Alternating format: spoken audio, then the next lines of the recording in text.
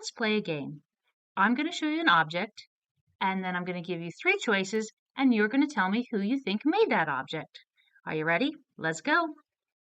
First up, we have this delicious looking pizza. Who do you think made this?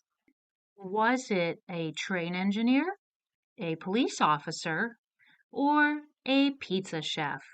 If you guessed pizza chef or pizzaiolo, you're correct. Let's move on. Okay, so who is giving this little boy a haircut? Is it a pizza chef? Is it a police officer? Or is it a hairstylist? If you said hairstylist, you of course are correct. Now wait and stop. Isn't this all just a little too easy? We can see who's making the pizza and we can see who's cutting hair. So isn't it easy to answer those questions as to who is making and doing these things? But what if I showed you a picture of this town and said, who made this town? Can't see who made it. I bet a lot of people were part of who made this town and made the cars within it and all the different items there. Somebody had to. And what about the entire earth and everything on it? The plants, the animals, everything that we can see. I didn't see who made it, but they sure were made. In Luke chapter 24, Jesus comes before his disciples and says, "Peace be with you."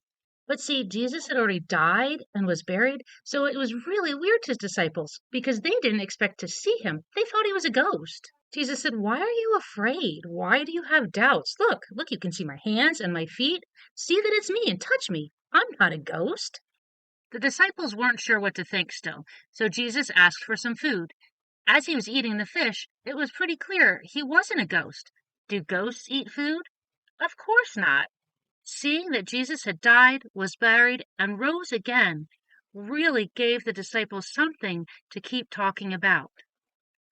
You and I have been called to do the same thing, to tell others the good news that Jesus has died for our sins, for our salvation.